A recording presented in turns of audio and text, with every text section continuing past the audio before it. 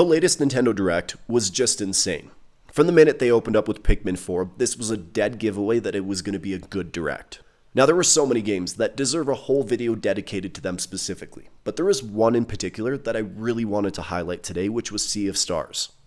As soon as I laid eyes on the trailer, I knew I had to at least give it a shot. While we aren't going to be covering the story, we're going to be going over most of the gameplay mechanics. You'll see footage of the areas that you can explore.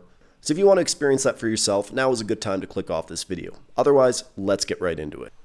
From the moment the demo starts, it's hard not to be struck by the beauty of Sea of Stars. The pixel art style looks incredible. Every area is bursting with vivid colors and intricate details that bring the world to life through not only its design but animations as well. What's particularly impressive is the level of care that's gone into every aspect of the game's design. As soon as I stepped foot into Port Town, the only complaint I had was that I couldn't explore more due to a good portion of it being blocked off for the demo. I spent a good 15 minutes in this area, just taking it all in, talking to some of the NPCs, checking out a shop, and appreciating all the unique characters in this universe.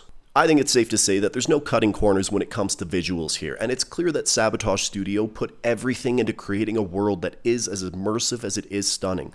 I was hooked from the moment the opening scene played, and I just couldn't wait to dive deeper into the game's universe. Sea of Stars has a pretty impressive combat system that's reminiscent of classic games like Super Mario RPG mixed with Final Fantasy. Now I know a lot of people would say Chrono Trigger instead, but full disclosure, I haven't played the game quite yet, so I just wouldn't be able to make that comparison. If I were to talk about it, I would just feel like a liar, so when I reference games like Final Fantasy, that's why. But I digress, let's get back to it. The combat relies on precise timing. This applies not only to regular attacks, but also special attacks and defense strategies. For example, Valerie's Moonerang attack bounces between multiple targets, and you have to manually deflect the projectile when it bounces back, or else it returns to your hand. The catch is, the bounce becomes progressively faster, making it challenging but also more rewarding as it produces more damage the longer that you do this. For me, this was like my go-to ability on almost every fight. To me, what I loved about the combat system is that it requires players to be more engaged in battle. Rather than simple button mashing to win the fight, you need to strategize a little more, pay careful attention to timing, whether it's through attacks or blocking. Everything makes a difference, and this just made it feel very satisfying. One of my favorite features in Sea of Stars is as soon as you level up, you get to choose what stat you want to boost for each character. As a big fan of Paper Mario, I was thrilled to see this mechanic in action. This allows for a more personalized playstyle where you can build each character the way that you want to do it. As soon as I leveled up, I was already planning how I want to build each character, who gets what, how this was all going to look like. This level of customization adds a layer of strategy to the gameplay and enhances the overall experience. I will say that the difficulty in this game is not to be underestimated, which was something I quickly discovered when a single spell from an enemy depleted a significant portion of one of my character's health in the first battle. While at the time, aside from the one attack, monsters weren't too difficult to handle. It wasn't until the final area of the demo that I really got a taste of what the rest of the game was going to look like. Every room I made it into just felt like it got more and more challenging.